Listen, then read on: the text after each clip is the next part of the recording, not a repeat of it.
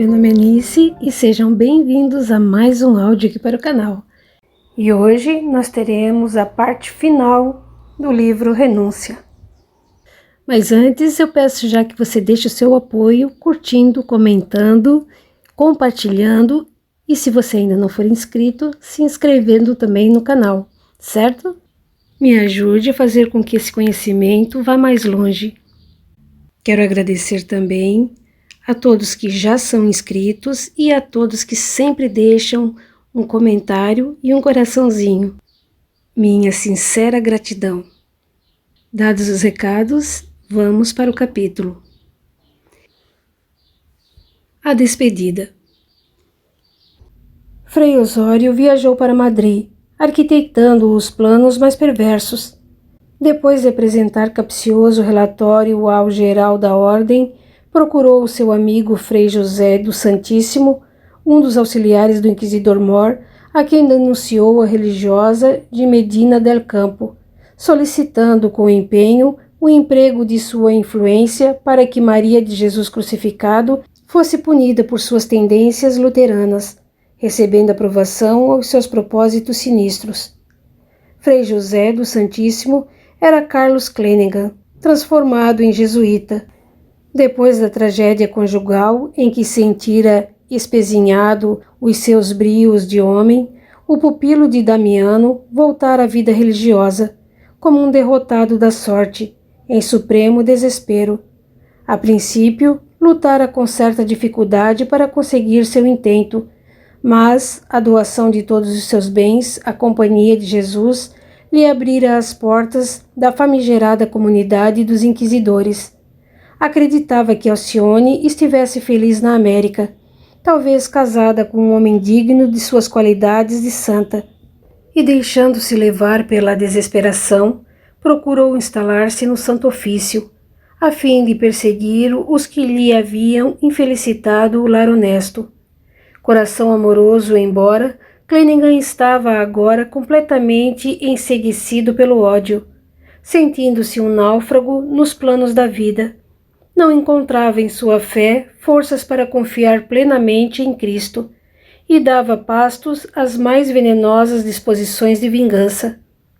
Depois de alguns anos em que demonstrara hostilidade franca à sociedade humana, foi admitido à posição de relevo pelo inquisidor Mor da capital espanhola, num cargo de confiança, em cujo desempenho conseguira realizar seu intento, perseguindo o sedutor da mulher, fazendo-o recolher a sombrio cárcere em Córdoba. Pouco a pouco, esquecia os nobres ideais do pretérito, as antigas palestras de Ávila, as observações do tutor, os conselhos e a exemplificação de Alcione dormiam-lhe no coração, meio esquecidos. Por vezes, interpelava a si mesmo se não teria sido demasiadamente sentimental no passado distante. A atmosfera pesada e sufocante dos interesses mesquinhos do mundo entorpecia-lhe o espírito. Recebendo a queixa de Frei Osório, um de seus colaboradores fiéis na perseguição movida aos desafetos de Castela Velha, o auxiliar do inquisidor prometeu-lhe integral apoio sem nenhuma hesitação. E por isso mesmo, o capelão inspetor, apossando-se de alguns documentos, voltou a Medina, acompanhado por 2 guardas incumbidos de efetuar a prisão da religiosa denunciada. Osório, entretanto, conhecendo o grau de estima que a filha de Cirilo desfrutava entre as companheiras, obteve-se de falar em medida tão grave, deliberando comunicar que a irmã do Carmelo seria levada a Madrid para algumas admoestações necessárias. Para esse fim, determinou que se realizasse uma assembleia interna, à feição das que se verificavam no capítulo, e logo que reuniu a congregação, começou a falar com acrimonia. Solicitei a reunião das dedicadas servas do Cristo, que se abrigam nesta casa, para comunicar que o nosso muito digno Padre-Geral, de comum acordo com outras autoridades das virtuosas filhas do Carmelo, deliberou convidar a subpriora Maria de Jesus Crucificado a comparecer a Madrid, para receber algumas instruções indispensáveis a administração desse convento. Como capelão inspetor, fui obrigado a expor perante os sapientíssimos diretores da ordem as deficiências desta instituição, onde os serviços da fé têm sido grandemente sacrificados pelo contato quase incessante com o mundo profano. A longa enfermidade da superiora deu aso a que sua substituta ameaçasse essa obra por excesso de idealismo. O intercâmbio com os profanos resulta sempre em escândalo e nas cruéis tentações de contato com os impenitentes. Assumindo o compromisso de orientar as vossas atividades, tenho de agir com a prudência de um pai, a fim de que não percais a graça do Senhor. Nossa irmã, portanto, será devidamente admoestada e receberá em breve tempo as novas normas de serviço da instituição, esperando eu que compreendais a excelência desta medida, com o espírito de humildade que sempre foi o luminoso apanágio das servas do Carmelo. No entanto, sem trair a caridade da Igreja, a subpriora tem a palavra para qualquer explicação que considere oportuna perante esta Assembleia. Alcione percebeu o véu da hipocrisia a ocultar a hediondez daquela atitude. As companheiras contemplavam-na ansiosas. A maioria, conhecedora do condenável procedimento do sacerdote, aguardava com interesse sua reação justa. Mas, no minuto, a filha de Madalena compreendeu que abrir luta seria atirar a comunidade de moças frágeis contra inimigos perversos e poderosos. A seu ver, devia caminhar sozinha para o sacrifício. Enquanto ouvia os conceitos fingidos do inspetor, lembrava o velho padre Damiano. À frente dos olhos da imaginação, rememorou as reuniões carinhosas do ambiente doméstico de Ávila e pareceu ouvir as respostas do religioso às suas perguntas infantis, quando lhe dissera que o circo do martírio para os cristãos sinceros era agora o mundo e que as feras seriam os próprios homens. Deparava-se-lhe o ensejo de verificar a exatidão daquele acerto. Frei Osório, que dissimulava tão bem o verdadeiro móvel da sua animosidade mesquinha, certamente disfarçava em admoestação alguma pena mais dolorosa e mais cruel. Não desdenharia, porém, o testemunho que o Senhor lhe oferecia. Longe de envolver as amigas e irmãs no movimento geral de confusionismo religioso, levantou-se dignamente depois de interpelada e murmurou: "Para mim, Frei Osório, todas as humilhações serão poucas, como todos os nossos testemunhos de amor e reconhecimento a Jesus nunca serão devidamente dilatados. Estou pronta a atender vossas ordens. Nada mais tenho a dizer." Amarga expressão de desânimo abateu-se sobre as companheiras. Com ar de triunfo, o capelão voltou a dizer: "Deverá então a subpriora estar preparada para seguir amanhã ao romper d'alva." A assembleia dissolveu-se sob penosas impressões. Mais tarde, Alcione dirigiu-se à cela da veneranda superiora e confidencialmente cientificou-a de todos os fatos. A velha amiga abanou a cabeça, desconsolada, e sentenciou: "Prepara-te, minha filha, para testemunhos amargurados. Assim te falo, não com o fim de intimidar teu espírito carinhoso e sensível. Falo-te na qualidade de mãe espiritual, prestes a partir deste mundo e cansada de espetáculos atrozes e de experiências ingratas." "Ajudai-me então, minha boa madre," respondeu a filha de Cirilo com grande serenidade. "Esclarecei-me para que corresponda a confiança do Senhor nos transes iminentes."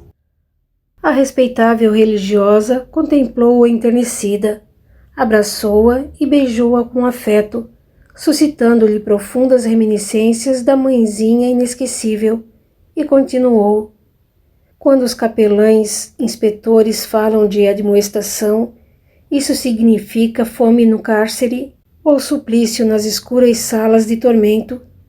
É possível que Jesus te poupe o martírio perante os inquisidores cruéis. Para isso, filha, rogai incessantemente a proteção de sua misericórdia em favor da tua alma generosa, mas não creio que te possas eximir da prisão infame. Todavia, morrer ao abandono nas celas imundas do Santo Ofício é 1000 vezes melhor que suportar os olhos despudorados dos maus eclesiásticos que infligem pesadas torturas às mulheres indefesas. Sei de irmãs nossas que morreram no 2º ou no 3º grau de tormento, em completa nudez, por imposição de homens impiedosos. A filha de Madalena não pôde simular sua admiração. Geralmente, prosseguiu a interlocutora veneranda, é muito difícil arranjarem um processo regular contra nós, as religiosas, por considerar a Inquisição que a nossa atitude representaria. No conceito público, um atestado de rebeldia tende a desmoralizar os princípios da fé. Quase sempre, por essa razão, os religiosos presos apodrecem no fundo dos cárceres, sem que sejam visitados pela pretensa justiça da nefanda instituição que mancha nossos caminhos neste mundo. Alcione meditou um momento e murmurou: estou convencida de que Jesus não me abandonará, seja qual for o testemunho que me esteja reservado. Sim, minha boa filha, afiançou a supervisora, osculando-lhe as mãos com carinho. Ele está convosco. Segue-nos de perto, tal como nos primeiros dias de perseguição nas catacumbas. Lembremos as virgens que morreram nos circos, despojadas de suas afeições, espotejadas pelas feras sanhudas. Recordemos as crucificadas entre as fogueiras, servindo de pasto aos infames festins cesarianos. Tenhamos conforto em tais angústias, relembrando que o próprio Messias foi conduzido, seminu, ao madeiro de nossas crueldades. Lastimo que meu corpo alquebrado não me permita seguir-te no testemunho, mas o Senhor me concederá forças para quebrar as algemas que me prendem ao leito da velhice e da enfermidade, a fim de louvar tua glória. A subpriora, muitíssimo comovido com aquelas palavras sinceras e carinhosas, murmurou, enxugando os olhos: não deveis falar assim, querida madre. Sou uma simples pecadora e nessa condição todos os sofrimentos serão escassos a minhas necessidades de aperfeiçoamento espiritual.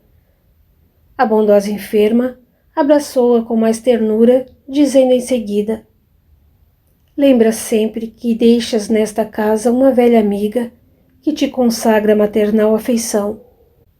Alcione Villamil engolfou-se em graves pensamentos e, após alguns minutos, sem trair a serenidade de sempre, pediu à interlocutora: madre, caso não volte a Medina, como devo esperar, cientifico-vos desde já de que é possível que chegue até aqui algum pedido de informação a meu respeito.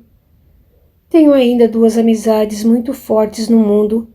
Trata-se de minha irmã, residente na América, e de um ex-sacerdote a quem me sinto ligada por sacrossantos laços espirituais. Caso isso aconteça, peço-vos dar notícias minhas. A bondosa superiora fez um gesto como quem anotava mentalmente a solicitação afetuosa e a filha de Madalena deu-lhe o último beijo. No dia seguinte pela manhã, a subpriora, entre os 2 emissários, punha-se a caminho de Madrid, levando tão somente o velho crucifixo da genitora e um volume do Novo Testamento. Era toda sua bagagem. A viagem não foi fácil, atentos aos percalços da época.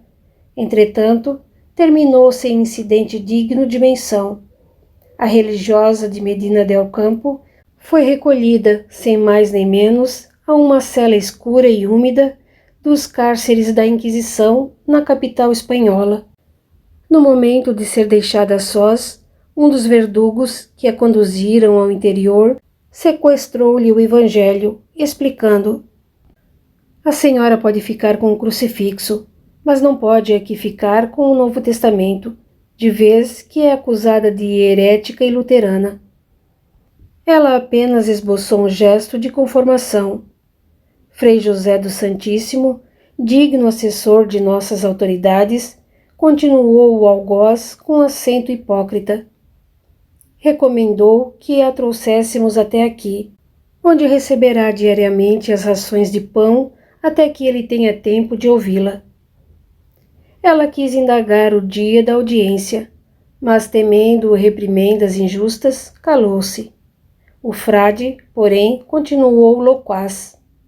Naturalmente que lhe será concedido o tempo necessário para despertar a memória para a confissão geral de suas faltas. O Santo Ofício nunca faz admoestações sem caridade. Ao clarão da lanterna, a prisioneira nada mais identificou no compartimento estreito e subterrâneo, além de um mísero colchão no solo úmido, e em seguida a fastidiosa considerações do verdugo relativamente ao espírito de generosidade dos inquisidores, achou-se absolutamente só, em pesada escuridão, ajoelhada, conchegando o crucifixo ao peito opresso. Desde então, nunca mais pôde saber quando começava o dia ou a noite, a não ser presumindo pelo canto de galos distantes. Envolvia-se uma atmosfera de sombras invariáveis. De quando em quando, o irmão carcereiro renovava em silêncio a provisão de pão e água e nada mais.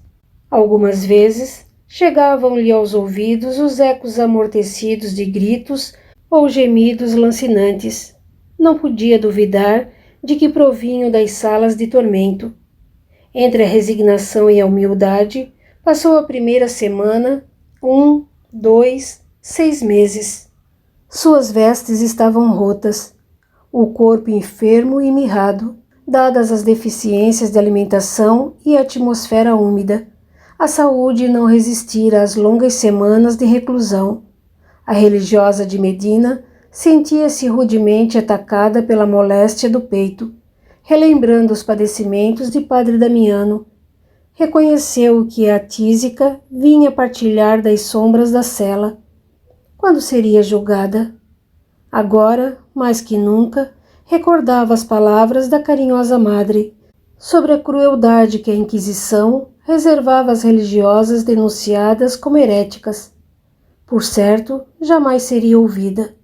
Sua atitude poderia ser levada à conta de desmoralização da Igreja, e o Santo Ofício preferia recolher o seu cadáver a exibi-la num auto de fé.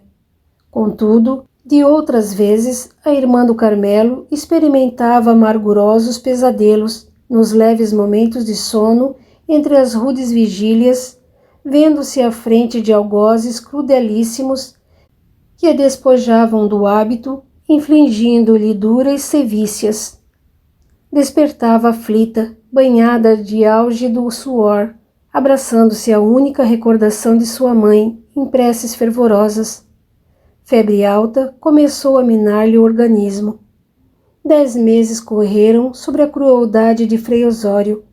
Entre preces cariciosas e árduas meditações, a filha de Cirilo definhava devagarinho, surpreendendo os próprios frades que montavam guarda ao cárcere, os quais, por vezes, contemplavam-na casualmente, nas visitas eventuais à sua gaiola de sombras. Por essa época, a religiosa de Medina del Campo experimentou esgotamento quase total das energias orgânicas e, compreendendo que o fim deveria estar próximo, encomendava-se a Deus em sentidas orações. Longos dias passaram, dando-lhe a impressão de uma noite invariável. Depois da primeira grande hemoptise, Alcione sentiu-se num plano diverso. O aposento, ordinariamente escuro, pareceu-lhe banhado de clarões cariciosos. Tanta era a luminosidade que enxergou o colchão e o crucifixo amado, tomando-se de profunda admiração. Seu assombro não ficou aí. Em poucos instantes, divisou no fundo da cela 3 figuras distintas. Eram seus pais e o velho Damiano, que voltavam das regiões da morte por confortá-la. A enferma em estado pré-agônico, concluiu que estava prestes a partir. Emocionada, lembrou, na delicadeza de seus sentimentos, que lhe competia apresentar aos visitantes queridos uma atitude de carinhoso respeito, e não obstante a fraqueza, ajoelhou-se e ergueu as mãos, sentindo-se cumulada por bênçãos inefáveis. Jubilosa, observou que sua mãe estava bela como nunca, coroada por um halo de radiosa luz, enquanto Cirilo e Damiano permaneciam à distância de alguns passos. Madalena Villamil aproximou-se da filha, sorrindo ternamente, e pousando-lhe a destra na fronte de alabastro, murmurou: Alcione, minha querida, depois do calvário doloroso, gloriosa será a ressurreição. A interpelada inclinou-se, osculando-lhe os pés e exclamando entre lágrimas: Não sou digna, não sou digna. A entidade amorosa beijou-a num transporte de imensa ternura. Foi aí que a prisioneira, alongando os braços e sob a forte impressão dos sofrimentos que percebia em torno de seu cárcere, implorou em tom angustiado: Minha mãe, sei que nada mereço de Deus, mas se é possível, não me deixes morrer sob o desrespeito dos algozes impiedosos. Em pranto convulsivo, notou que sua mãe enxugava uma lágrima. Todavia, Madalena enlaçou-a nos braços ternamente e asseverou: Não temas, minha filha, partirás com o amparo dos anjos. Nesse instante, contudo, o frade carcereiro abriu subitamente a porta, a fim de ver com quem conversava a religiosa em voz tão alta. Ao clarão avermelhado da lanterna, desfez-se a sublime visão. O vigilante fitou-a espantado. Genuflexa, mostrando impressionante olhar a perquirir o desconhecido, a irmã do Carmelo tinha no hábito roto largas manchas rubras. A perda de sangue fê-la desvairar.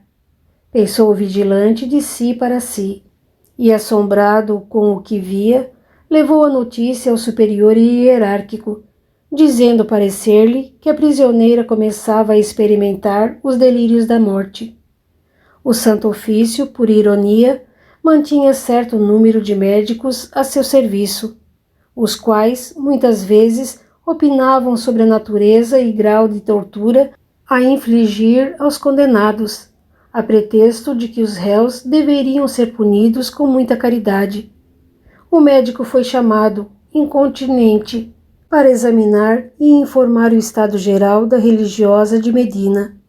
Após o exame, o facultativo, de autoridade a autoridade, chegou até ao gabinete do Frei José do Santíssimo.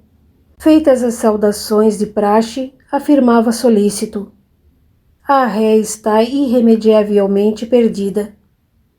Não suportará sequer as disciplinas preliminares do potro? Indagou o representante do inquisidor Mor. Trata-se de um caso ligado a reclamações de um amigo, a cuja bondade muito devo. Aquele corpo já não resiste à menor tortura. Creio que ela está nas últimas. O interlocutor fez um gesto de contrariedade e voltou a dizer: É um processo que espera por mim há mais de 10 meses. Entretanto, tenho tido necessidade de atender a repressões de maior importância. Afirmo-vos, esclareceu o facultativo atencioso, que qualquer providência de ordem espiritual deve ser imediata, visto que amanhã talvez seja tarde. Hoje estou cheio de compromissos para a noite, explicou o assessor. Irei amanhã muito cedo tomar-lhe as declarações. Com efeito, logo que amanheceu, José do Santíssimo, acolitado por 2 outros religiosos, desceu às celas subterrâneas, a fim de estabelecer o primeiro e último contato com a freira carmelita de Medina del Campo. Ao clarão da lanterna, aproximou-se da condenada que jazia na sórdida enxerga, abraçada ao crucifixo singular. Moribunda, Apenas os olhos nela falavam, vivazes. Os membros e os traços fisionômicos estavam aniquilados num conjunto de intraduzível abatimento.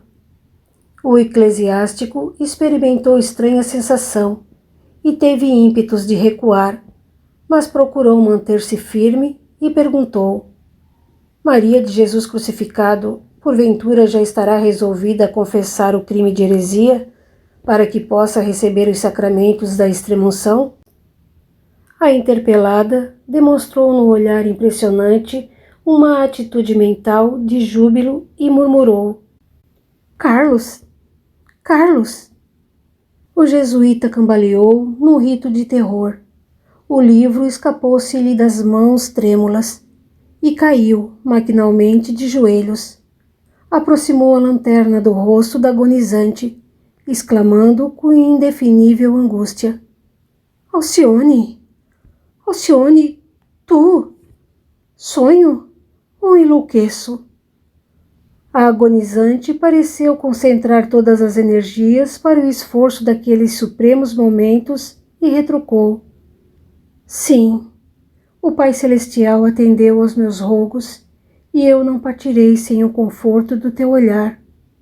Que fazias em Medina? Que quer isso dizer, Deus meu? Não podendo aproximar-me do teu coração com os meus sentimentos de mulher, buscava-te com os pensamentos do Cristo. Nunca pude esquecer-te. Tomei o hábito religioso, desejosa de te reencontrar, para ser irmã desvelada de tua mulher e segunda mãe de teus filhinhos. Em vão te busquei nos sítios prediletos. No entanto, tenho esperado confiantemente esta hora divina. Agora morrerei tranquila e feliz. Sem qualquer preocupação pela atitude de espanto dos companheiros presentes, o eclesiástico, entre soluços convulsivos, falou amargurado: Sou um reprobo. Não tenho esposa, nem filhos, nem ninguém. Tudo perdi em te perdendo. Sou hoje um condenado a perambular numa estrada ignominiosa. Tua lembrança ainda é o meu único raio de luz. A esposa traiu-me, os falsos amigos conspurcaram o meu lar e busquei os poderes do mundo para exercer a vingança cruel. Ah, Alcione, mal poderia supor que te assassinaria também nessas masmorras infectas. Por que haveria de cair sobre mim esse tremendo golpe da sorte? Sou doravante um miserável, um bandido execrando. A agonizante revelou no olhar muito lúcido grande e amorosa preocupação e perguntou: Que fizestes de Jesus? Sou réu que não merece perdão, redarguiu o jesuíta fora de si. Não te julgues assim, murmurou Alcione com esforço. Conheço tua alma, cheia de tesouros ocultos. Somente o desespero pôde cegar-te os olhos. Tudo me foi adverso na vida. O destino sempre me escarneceu. Soluçava Clennigan, presa de intraduzível martírio. Esqueceste nossas crenças preciosas, meu querido Carlos. Não mais te lembraste dos rostos pálidos daqueles meninos que nos procuravam na igreja de Ávila. Olvidastes nossos doentes. Não mais refletistes na dor dos desamparados da sorte. Nunca mais atentaste para nossa família de amigos simples e necessitados, a serviço de quem colocávamos outrora todo o nosso idealismo com Jesus. Sinto que perdi, desgraçadamente, o meu sagrado ensejo de união com Deus. Tanto fizeste por mim, e, no entanto, esqueci os menores deveres de fraternidade, sem me lembrar de que nas trevas do ódio poderia aniquilar-te também a ti, que tudo me deste. Que tremenda lição!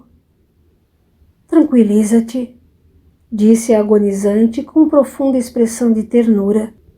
Confia no Senhor que nos renova as oportunidades de redenção. Sua misericórdia nos aproximará novamente. Seremos felizes na observância do amai-vos uns aos outros. Fortaleçamos o espírito sem desalento injustificável. Não nos cansemos de recordar que o Mestre foi à cruz do martírio por amor a nós e está à nossa espera de há longos séculos. É preciso não desanimar no bem. O sobrinho de Damiano chorava amargamente, incapaz de responder. Mas, depois de longa pausa, Alcione prosseguia. Saí dos círculos de revolta e vingança. Jesus nos oferece irmãos e tutelados em toda parte. Não permaneças em lugares onde haja perseguições ou separatividades em seu nome. Volta, Carlos. Volta à pobreza, à simplicidade, ao esforço laborioso. Se for preciso, pede de porta em porta o pão do corpo, mas não odeies a ninguém. A desesperação te conservará algemado no lodaçal do mundo. Desperta novamente para o amor que o Mestre nos trouxe e perdoa o passado pelas dores que te deu. O jesuíta não sabia como definir as emoções penosas. Mas sou culpado de tuas flagelações no cárcere. Sou vítima infeliz de mim próprio. Não te acuses. Tu foste, com o Cristo, meu hóspede afetivo aqui, nesta casa, e em todos os lugares em que vivi depois de nossa separação. A confiança em teu amor ajudou-me a dissipar as sombras de cada dia, proporcionou-me bom ânimo nas situações mais difíceis. Nunca te amei tanto como agora, ao nos separarmos novamente, mas eu creio, Carlos, que os mortos podem voltar aos trabalhos humanos. Logo que Deus me permita esse júbilo, voltarei outra vez, para ser-te fiel. Sofre com resignação, ama as tuas tarefas de redenção com desvelo, e então, quem sabe, nos reencontraremos breve para construir nosso lar de felicidade infinita, na terra ou noutros planos da eternidade. Enquanto o eclesiástico tremia soluçante, a agonizante continuava com visível esforço. Nunca te esquecerei. Jesus abençoará nosso ideal de sublime união. Não pôde continuar. As sagradas emoções daqueles momentos inesquecíveis lhe haviam aniquilado as últimas energias. Gelado suor caía-lhe em bagas da fronte palidíssima. A respiração tornara-se angustiosa e abafada. Clenaghan percebeu a aproximação do minuto derradeiro e exclamou: Dize, Alcione, dize ainda uma vez que me perdoas. A sublime criatura fez uma tentativa suprema, mas os lábios, quase imóveis, nada mais fizeram que um movimento inexpressivo. Foi aí que a filha de Madalena, no estertor da morte, alçou o crucifixo e cravou nele os olhos lúcidos, dando a entender que chamava a atenção de Carlos para a cena longínqua da igreja de Ávila. Em seguida, beijou longamente a imagem do crucificado e, num gesto inesquecível, levou-a aos lábios do homem amado, como a dizer-lhe que nunca lhe negaria o beijo do eterno amor e da eterna aliança. Frei José do Santíssimo debruçou-se a soluçar sobre os despojos sagrados, com a dor inexcedível do coração afogado nos remorsos extremos. E ninguém da terra, naquele compartimento úmido e escuro, poderia contemplar o quadro celeste a se desenrolar, como tributo de veneração à discípula do Cristo, que soubera vencer em seu nome todas as dificuldades, vicissitudes e penas da vida humana. Hinos de beleza angélica vibravam nos ares. Mensageiros generosos iam e vinham com expressão de júbilo infinito. Cirilo, Damiano e outros amigos de Alcione conservavam-se em atitudes de prece. Numerosos beneficiários de sua dedicação fraternal ali se prosternavam, ansiosos por lhe manifestar carinho e gratidão. Daí a instantes, sob a direção de Antênio, chegavam resplandecentes entidades do grande lar celeste. Madalena Villamil, guardando a filha ao colo, beijava-o com enternecimento. As orações dos redimidos uniram-se aos sublimes pensamentos da alma santificada que partia da terra. E enquanto melodias suavíssimas fluíam do plano espiritual, o bondoso Antênio unia sua voz aos arpejos do céu, repetindo as sagradas palavras do Sermão da Montanha. Bem-aventurados os que choram, porque serão consolados. Bem-aventurados os humildes, porque herdarão a terra. Bem-aventurados os que sofrem perseguição por amor à justiça, porque deles é o reino dos céus. Fim.